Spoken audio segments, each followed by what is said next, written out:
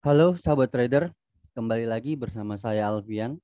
Pada video kali ini spesial, saya tidak membahas analisa saham ya. Untuk video kali ini saya lebih membahas dan menjawab beberapa pertanyaan pilihan member grup Telegram. Mengingatkan Anda, bagi Anda yang belum bergabung di grup Telegram, Anda bisa klik link di deskripsi. Nanti ada link untuk mendirect Anda ke channel Telegram saya. Anda follow channel Telegram saya, lalu buka profil channel Telegram saya. Di situ ada link untuk bergabung di grup diskusi.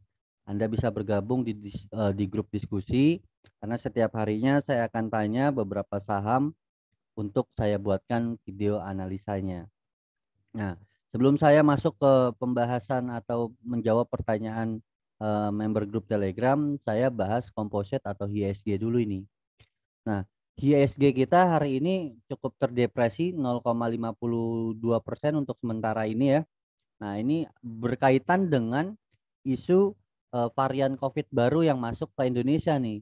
Nah, ini sejak tanggal 13 Desember lalu kita dihempaskan isu tak sedap, isu negatif yang diisukan Indonesia sudah kedatangan virus corona varian baru. Ini membuat investor kita wait and see dan asing juga wait and see. Dan ini akhirnya market kita turun ke bawah. Masih perlu diantisipasi penurunannya karena belum mengerti nih varian baru ini ganas atau enggak gitu. Ada yang bilang varian corona terbaru ini tidak mematikan. Nah, kemarin itu saya baca berita ada kasus kematian pertama di Inggris varian barunya. Nah, ini yang masih menjadi pertimbangan investor untuk melihat kondisi perkembangan dari kasus varian corona baru ini. So, dengan begitu Anda harus sangat bijaksana melakukan transaksi di tengah kondisi market yang seperti ini. Saya ingatkan lagi ya, market di indeks kita, market di Indonesia masih dikuasai dana asing. Lebih dari 50% dana yang berputar di pasar modal kita, 51% lebih, itu masih dikuasai dana asing. Nah, berarti asing ini sangat mendominan market kita. Kalau kita lihat, saya sering analisa saham ya. Kalau kita lihat ada saham yang asingnya nggak masuk, tapi sahamnya terbang. Hati-hati, itu lagi digoreng-goreng. Ya, sahamnya terbang, asingnya nggak masuk. Itu lagi digoreng-goreng, itu Anda harus hati-hati. Nah, sebagai trader atau sebagai investor yang bijaksana, apa yang harus Anda lakukan di tengah market yang seperti ini? Wait and see sebetulnya. Kalaupun tangan Anda gatel, transaksilah dengan budget yang terbatas. Jangan semuanya budget Anda ditransaksikan karena kondisinya lagi banyak yang digoreng-goreng ya. Tidak ditahan sama dana asing itu bisa kalau hancur turun banget itu. Ya, hati-hati ya, waspadai kondisi market di tengah isu pandemi COVID varian baru. Kita beralih ke pertanyaan member grup Telegram. Pertanyaan pertama, saham apa yang bagus untuk window dressing? Saham apa yang bagus untuk window dressing? Menurut saya Anda bisa akumulasi ASII ya, lalu Bank BRI, lalu Bank BCA. Selanjutnya ada Bank BNI. Saya rasa empat saham ini boleh dipertimbangkan ya, saya ulang. ASII, BBCA, BBRI, BBNI. Nah, satu lagi lah mungkin TLKM, Telkom ya. Saham Telkom bisa Anda akumulasi untuk menyambut window dressing. Nah, terkait dengan window dressing ada pertanyaan lagi nih. Eh, Sebetulnya window dressing itu jadi apa enggak sih gitu? Harusnya kan udah bergerak naik nih, udah positif window dressing. Tapi kenapa makin turun IHSG-nya? Nah, sebetulnya window dressing itu ini kan momen ketika tidak terjadi apa-apa ya, isu ekonomi itu nggak ada, isu negatif ekonomi itu nggak ada. Tapi kali ini pandemi Pak Bu. Kalau ada pandemi ingat 2020 lalu di bulan Maret ya, Februari Maret, market itu crash ya. market itu crash dan ini harus diantisipasi juga, makanya saya bilang harus wait and see. Jangan sampai Anda terlalu percaya diri window dressing akan ada dan Anda sudah all in beli saham-saham besar ya, beli saham-saham yang menurut Anda bagus, saham-saham pilihan Anda bagus, wah ini window dressing, window dressing.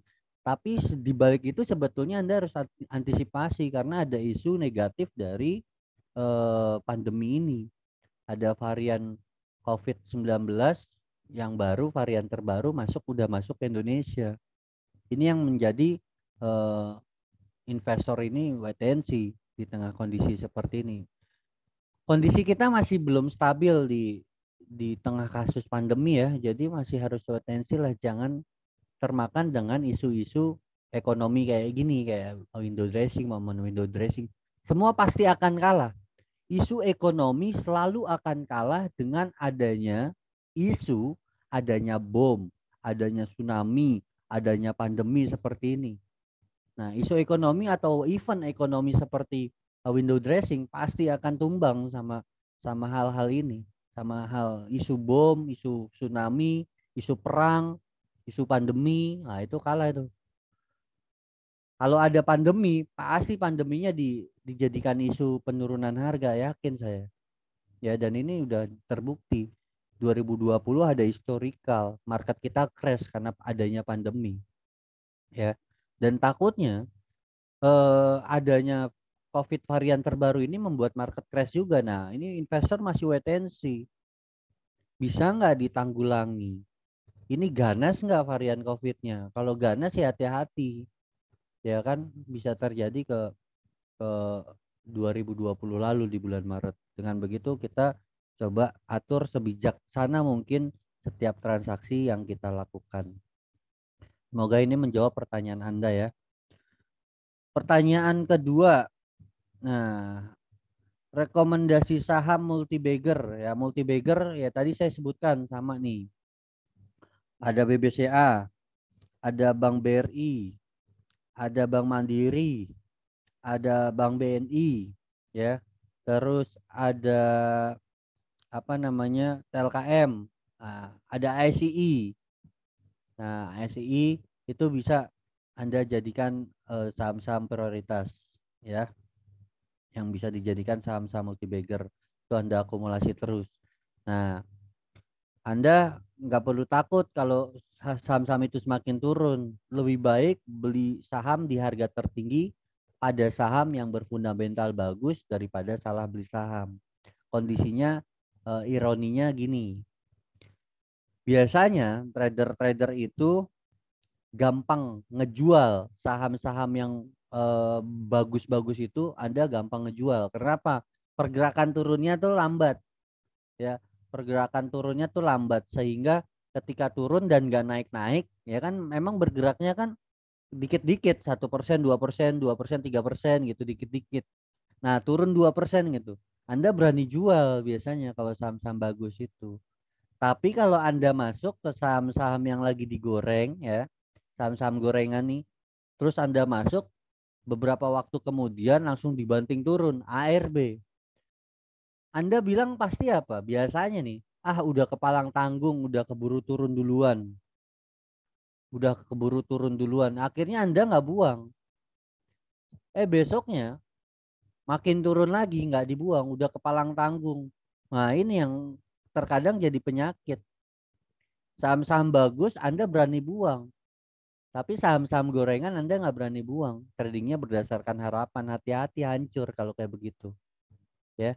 Jadi sebaiknya kalau misalkan Anda keseret di saham-saham bagus, nggak usah pusing.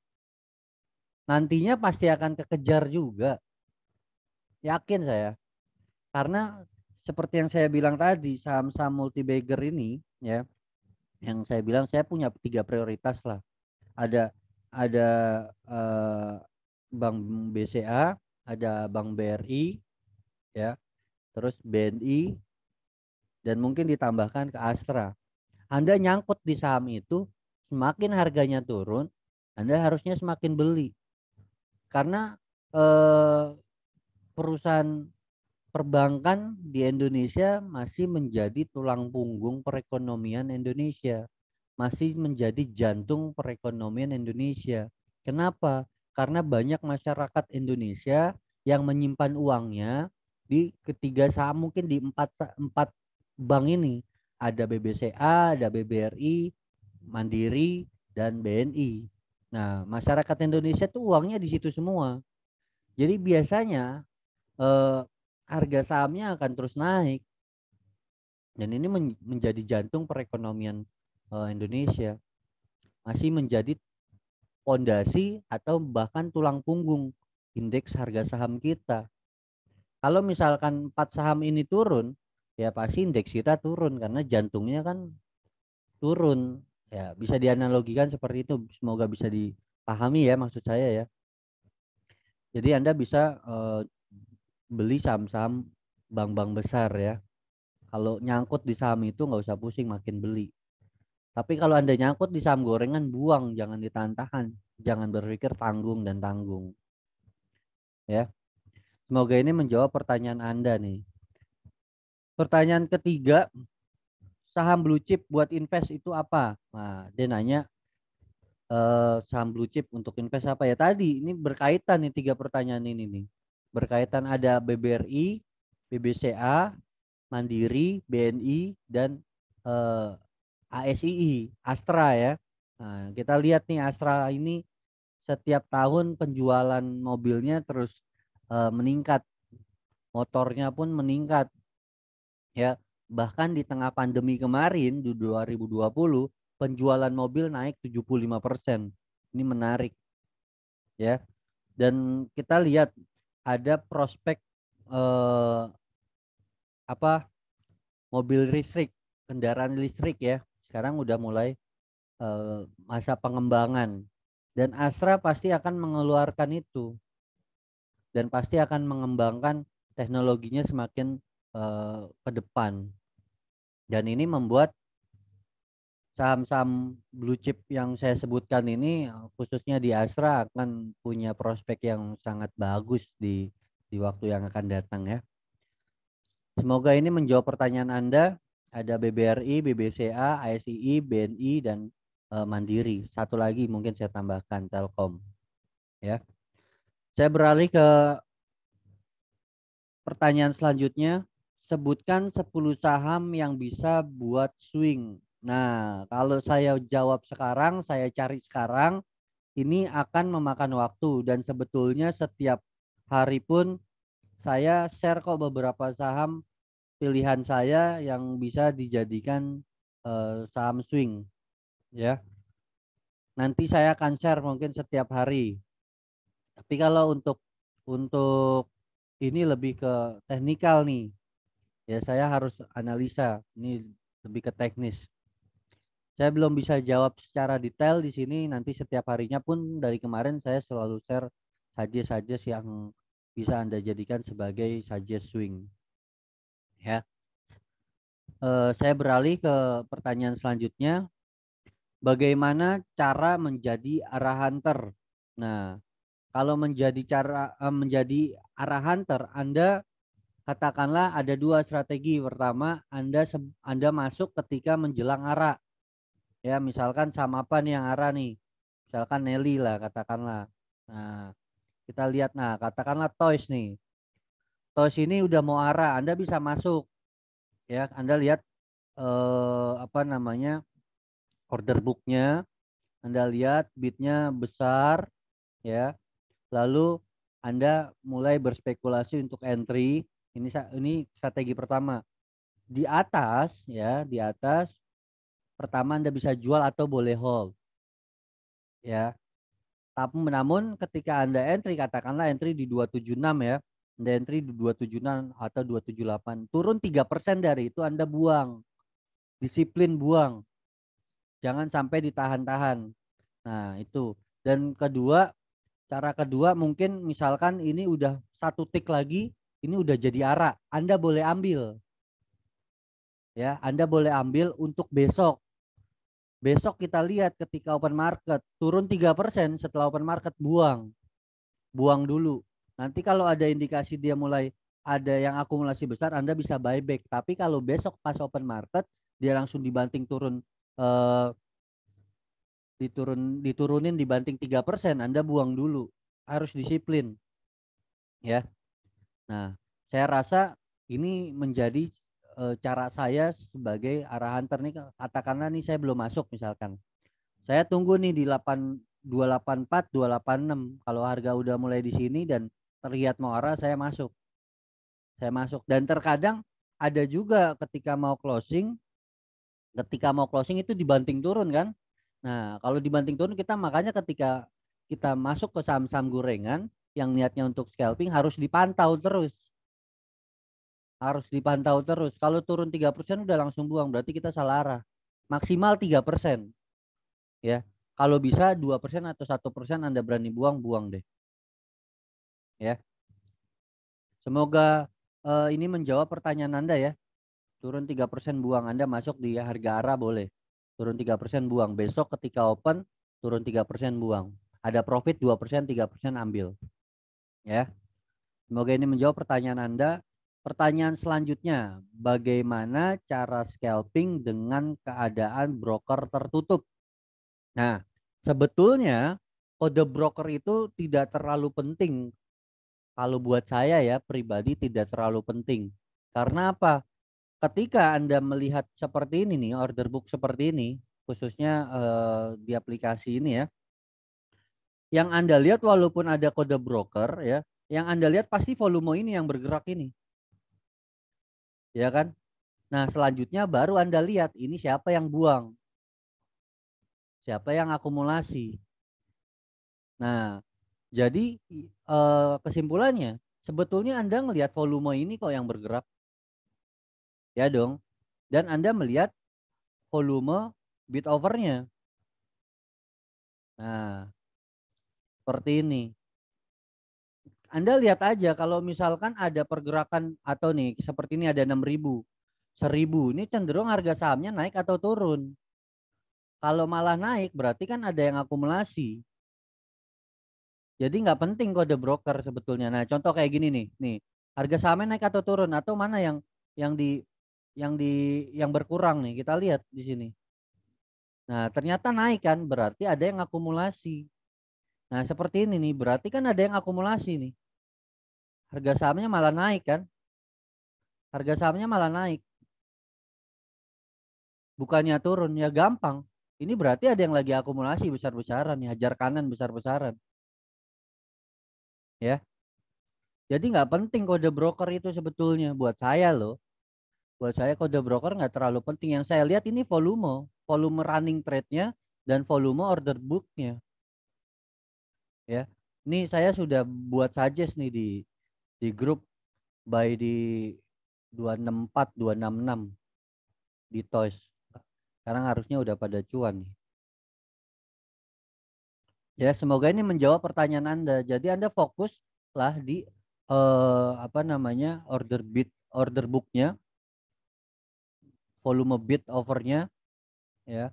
Anda lihat ini, kita lihat nih kalau misalkan banyak seperti ini, banyak kan transaksi banyak. Nah, ini kita lihat nih. Nah, ini kan diakumulasi, harga sahamnya malah naik, bukannya didistribusi. Kalau kondisinya cepat kayak gini tapi harga sahamnya turun, ya berarti lagi didistribusi. Dan kita lihat kelihatan kok di sini. Nah, kongres ya bagi Anda yang ikut saja saya di grup WhatsApp. Sudah menjelang arah, harusnya Anda jual juga boleh ini. Oke, semoga ini menjawab pertanyaan Anda dengan Anda melihat volume transaksi ini. Nah, arah good luck, congrats. Mantap ya, kita ambil di 264, 266. Nah, ini udah kita lihat tuh. Kita lihat, ini berkurang kan lama-lama berarti ada yang distribusi. Volumenya berkurang. Berarti ada yang distribusi. Ada yang jualan. Oke. Nah, ini tambahin lagi. Ini berkurang nggak? Intinya volume yang kita pantau ya. Untuk menyikapi kondisi broker tertutup Saya nggak ngaruh sih kalau broker tertutup. Yang saya lihat volume. Saya beralih ke pertanyaan selanjutnya. Perbedaan value investing dan growth investing dan cara menganalisanya. Nah, kalau value investing ya, saya tidak, mohon maaf, saya tidak mendetail di video ini. Mungkin nanti saya akan buatkan video value investing dan growth investing. Nah, kalau value investing, Anda mencari saham-saham yang murah, ya kan? Anda lihat dari EPS-nya, laporan keuangannya, ya, laporan keuangannya, lalu Anda lihat teknikalnya, harga sahamnya udah bergerak atau masih di situ-situ aja atau bahkan semakin turun. Kalau misalkan semakin turun, Anda boleh beli. Nah, ini kalau growth investing perbedaannya dengan value. Kalau value investing fundamentalnya bagus, tapi harga sahamnya masih di bawah, itu value investing. Tapi kalau growth investing, harga saham fundamentalnya bagus, tapi harga sahamnya melewati valuasi perusahaannya. Katakanlah contohnya seperti apa sih, misalkan ya, saya tidak mendetail ya, saya tidak mendetail bagaimana cara memperhitungkannya karena nanti mungkin saya akan buatkan videonya lagi di video yang lain ya. Contohnya kemarin eh, Lo Keng Hong membeli saham BMTR ya. Saham BMTR ini konkret nih. BMTR kita lihat. BMTR ini kita lihat harga sahamnya di 262. Mungkin ketika itu Lo Keng Hong menganggap saham ini sedang murah, tapi valuasinya bagus. Valuasinya itu berdasarkan dari apa? Berdasarkan dari earning price ratio, dari apa namanya, hutangnya, dari pendapatannya, dan banyaklah ya. Nih bisa kita lihat. Apa aja sih yang perlu diperhatikan? Ada price earning ratio, price book value, debt equity ratio, return on asset, return on equity. Nah, berapa nih? Satu, dua, tiga, empat, lima. Lima rasio ini yang diperlihatkan atau diperhitungkan maksudnya di ini ya, di apa ini bahasanya? Ya pokoknya Anda perhitungkan lah. Semakin PR-nya besar, semakin mahal dibandingkan misalkan Anda compare dengan satu industri misalkan ya. Nah, Anda compare, semakin murah PR-nya itu semakin murah. Ya, rasio-rasio ini. Terus price to book value. Nah, ini harga valuasi sahamnya dihargai kalau kali satu, ini kali nih. Kali satu itu sama aja harga saham sama dengan nilai valuasinya itu sama kali satu. Contohnya gini, Anda punya ruko, ya, ruko itu valuasinya 1 juta, ya, ruko itu valuasinya 1 juta. Kalau ruko itu ditawar sama orang itu 2 juta, nah PBV-nya itu akan berubah menjadi kali dua, berarti 2 kali lipat dari nilai valuasinya. Itu perhitungan PBV. Nah, ya, semakin kecil PBV-nya di bawah 1, ini semakin murah. Nah, karena kenapa begitu? Karena perhitungannya PBV ini di bawah 1 dihargai, ya, market menghargai saham ini di bawah harga valuasi yang sebetulnya. Makanya dianggap murah. Biasanya kalau valuasi investor value investing, ya, value investing itu melihatnya dari PBV. Nah, jangan termakan juga sama penjelasan saya PBV semakin kecil semakin bagus. Perusahaan yang besar, katakanlah seperti BBCA. Ya, kita lihat BBCA. Ini PBV-nya pasti besar. Karena apa? Perusahaan yang bagus, ya, perusahaan yang punya market capital yang besar, pasti PBV-nya nggak ada yang di bawah. Maksudnya PBV-nya nggak ada yang kecil, pasti PBV-nya pasti di atas. Karena masyarakat selalu menghargai tinggi harga sahamnya. Bisa dipahami ya? Kalau market capitalnya besar, masyarakat akan selalu menghargai lebih tinggi daripada nilai valuasinya. Saya ulang, masyarakat akan selalu menghargai sahamnya lebih tinggi daripada nilai valuasi perusahaannya. Bisa dipahami ya maksudnya ya? Nah, jadi kalau Anda mencari saham-saham bagus, multi bigger ya, tapi di PBV-nya Anda cari yang kecil, kayaknya nggak ada. Anda katakanlah nyari BBCA, BBRI, nunggu di PBV-nya di 1, ya itu nggak mungkin ya, karena perusahaan ini sangat dipercaya masyarakat sehingga masyarakat eh, menghargai perusahaan itu jauh lebih tinggi dibandingkan valuasi sahamnya atau valuasi perusahaannya. Katakanlah BBCA, ini kali 4 kan, ini dihargai 4 kali dari valuasi perusahaannya. Katakanlah valuasi atau nilai total equity ya perusahaan itu ada 1 triliun misalkan. Nah, ini masyarakat menghargai 4 triliun. Jadi 4 kali lipatnya. Ya, mungkin bisa 5 triliun. 1 kali lipat 2 kan berarti 2 triliun, 3 4 ya, 3 triliun lah. 4 triliun, 3 triliun ya. Tapi kalau market capitalnya kecil ya, itu bisa jadi PBV-nya dia kurang dari 1. Dan biasanya para investor atau value investor itu carinya saham-saham yang market cap-nya masih di bawah 10 triliun ya. Nah, ini kan market cap-nya besar nih, 400 juta. 10 juta lah, di bawah 10 juta biasanya. Di bawah 10 juta itu biasanya masih banyak price to book value-nya atau PBV-nya yang di bawah 1. Terus kalau saham yang growth apa? Ya saham growth ya ini BBCA yang nilainya harga sahamnya semakin terus naik ya. Terus PBV-nya terus naik. Nah, ini saham growth. Ya, simpelnya gitu ya. Nah, untuk cara apa namanya membaca PBV, debt equity ratio, return on equity dan return on asset, nanti saya akan buatkan video tersendiri.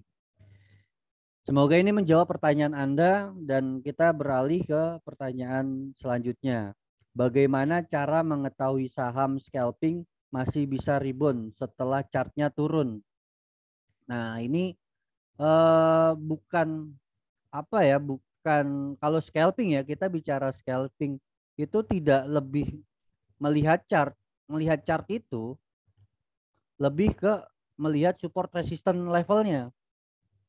Nah, katakanlah kita lihat toys nih. Ya, kita lihat toys. Kita lihat chart kali ini nih. Nah, di sini kan ada resisten, Pak.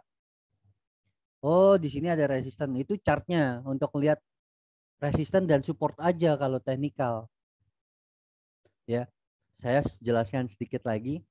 Kalau scalping lebih cenderung 80% melihat running trade, melihat order book, melihat volume transaksi. Nah, itu 80% melihat itu. 20%-nya melihat chart teknikal untuk melihat support resisten harga tertingginya sebelumnya pernah ada di harga berapa. Katakanlah di 268 ada pernah harga tertinggi dan kita lihat di order book di 268 volumenya seperti apa ya, volumenya seperti apa dan itu kita bisa jadi bahan pertimbangan. Beda dengan scalping, beda dengan swing. Kalau swing biasanya lebih cenderung melihat teknikal. 80% melihat teknikal, 20% melihat order book. Biasanya begitu, 20% untuk melihat order book untuk apa? Pembelian bertahap misalkan. Nah, jadinya kalau pertanyaannya bagaimana cara mengetahui saham scalping masih bisa rebound setelah chartnya turun. Nah, ini bukan dilihat dari chart ya, tapi lebih cenderung melihatnya dari bid offer dari order booknya. Bagaimana cara ngelihatnya? kita melihat ada antrian besar di beberapa level di bawah. Katakanlah misalkan ya, misalkan nih, ini satu digit 9.000, 7.000 saya bilangnya satu digit, 13.000, 11.000 dan 10.000 ini saya bilang dua digit. Katakanlah ini satu digit semua, tapi di bawah ini ada dua digit, bahkan ini ada tiga digit. Katakanlah ini terjadi di bawah, itu biasanya akan mengangkat harga sahamnya, kan hukum dagang supply and demand, di mana demand lebih banyak, permintaan lebih banyak, harga akan naik. Di mana supply lebih banyak, ya banyak yang jualan, harga akan turun. Dan kalau kondisinya seperti ini, supply and demand-nya tidak seimbang, lebih besar demand-nya, maka harga akan naik. Kalau misalkan di bawah nih, katakanlah satu digit, dan di sini banyak, ya ada 30 ribuan, ada 50 ribuan, bahkan ada 100.000 lot di sini volumenya. Biasanya ketika harga turun ke sini, dia akan rebound. Ya, kalau nggak ada yang mau distribusi banyak lagi. Nah, di sini kan udah mulai tidak seimbang, mulai harga rebound. Disitulah kita entry. Di mana kita harus entry? Kita coba masuk ketika harga turun, katakanlah ke 270. Di sini katakanlah di 270 punya volume lot besar. Nah, tapi di 272-nya volume lotnya kecil. Nah, volume lotnya kecil. Wah, ini berubah lagi nih. Turun lagi nih. Bentar ya. Misalkan katakanlah eh nih katakanlah 272-nya kecil. Nah, Anda bisa ambil di sini. Nah, kalau kita lihat apa yang sedang terjadi nih. Berarti ada yang jualan tuh tadi tuh. Ya, contoh lagi nih. Wah, ini ditahan lagi. Nah, misalkan nih, baik lagi ya ke pembahasan. Misalkan ada yang jagain nih, misalkan di 9.000, 19.000, ini 16.000. Tapi yang di atasnya nih satu digit semua. Nah, Anda bisa ambil di satu digit di atas yang dua digit ini. Asumsinya ketika masuk ke harga 272, ya. Ini kan di 270 tidak seimbang ya, tidak seimbang supply and demand-nya. Lalu selanjutnya harga akan naik ke atas karena tidak seimbang di bawah, lebih besar demand-nya dibandingkan supply-nya gitu. Jadi kalau balik lagi ke pertanyaan, bagaimana cara mengetahui saham scalping yang masih bisa rebound setelah chartnya turun? Ada yang mengakumulasi dengan jumlah volume lot besar di bawah. Anda bisa entry di lot satu tick di atas yang lagi dia jagain ini harganya. Ya, semoga bisa menjawab pertanyaan Anda ya. Selanjutnya, bagaimana cara menganalisa saham gocap yang berpotensi naik? Bagaimana cara menganalisa saham gocap yang berpotensi naik? Yang pertama, saya nggak suka saham gocap. Saya akan hindari jauh-jauhin saham yang di bawah 60 rupiah, 60 perak saya akan jauhin. Saya nggak akan masuk walaupun untuk scalping. Saya benci saham-saham yang masih di saham gocap. Jadinya saya jarang, mungkin hampir nggak pernah analisa saham-saham gocap. Dan kalau Anda masuk di saham gocap dan nyangkut, ya berdoa sekeluarga. Berdoa sekeluarga semoga besok di bawah naik. Apa yang bisa bikin saham itu potensi naik? Ya, Anda punya uang besar, ya, Anda punya uang besar, Anda akumulasi terus saja. Nah, atau ada big fund masuk ke eh, saham itu akan bergerak naik ke atas dan berharap itu aja. Dan bagaimana cara cara nyarinya? Ya di running trade ketika running trade muncul di saham ada saham 50 ya, saham 50 mulai bergerak, kita lihat di sini. Langsung lihat order booknya. Akumulasi apa ini yang terjadi? Ya. Kalau misalkan memang signifikan akumulasinya kita bisa ikutan. Tapi kalau kita berharap kita beli dulu saham gocap, berharap besok ada yang akumulasi, ya itu Anda halu namanya Pak. malaikat aja nggak tahu isi pikiran orang. Ini kan berkaitan dengan pikiran orang. Kapan mereka mau jual, kapan mereka mau beli, kita nggak tahu. Ya, jadi jangan mendahului atau berkehendak lebih cepat dibandingkan eh, pikiran orang lain ya. Jadi sebaiknya hindarilah saham-saham itu, saham-saham gocap itu hindari. Oke, semoga itu menjawab, hindari ya saham-saham gocap. Pertanyaan terakhir, bagaimana cara tahu bandar masuk atau keluar di saham dalam kondisi kode broker tutup? Dalam hal ini left trading bukan untuk swing. Nah, di penjelasan tadi ya, penjelasan tadi di pertanyaan ke-6 ya. Saya sambil lihat ini nih toys. Melihat bagaimana cara tahu bandar masuk atau keluar di saham dalam kondisi kode broker tertutup. Dalam hal ini live trading bukan untuk swing. Nah, kita udah lihat contohnya tadi. Saya makanya buat di pas live trade. Nah, kebetulan juga saya udah buat suggest di toys di 264 ya, 266, 264, 266 di grup Telegram, di grup WhatsApp pasti pada cuan nih. Nah, lihat dari volume yang bergerak di sini, lalu lihat bid over, volume bid dan volume over. Ketika ini bergerak terus ngacir turun ke bawah ya, kita lihat yang pertama mana yang berkurang. Ya. Kalau yang berkurang overnya berkurang banyak berarti kan lagi diakumulasi. Dan ini kita lihat last price-nya. Presentasinya dan harganya kita lihat. Nah, ini pasti kalau misalkan overnya yang berkurang, ya, overnya yang berkurang berarti kan lagi banyak yang hajar kanan kan, pasti last price-nya akan naik, ya. Sebaliknya, kalau malah bidnya, volume bidnya yang berkurang sangat signifikan, dan ini volume ini terus turun secara signifikan seperti yang tadi kita lihat sama-sama ya di video ini. Di penjelasan sebelumnya nih kebetulan ada saham toys. Misalkan bidnya berkurang drastis dan ini terus turun secara drastis, ini kelihatan last price-nya juga akan turun. Dari 286 pasti akan turun ke 270-an.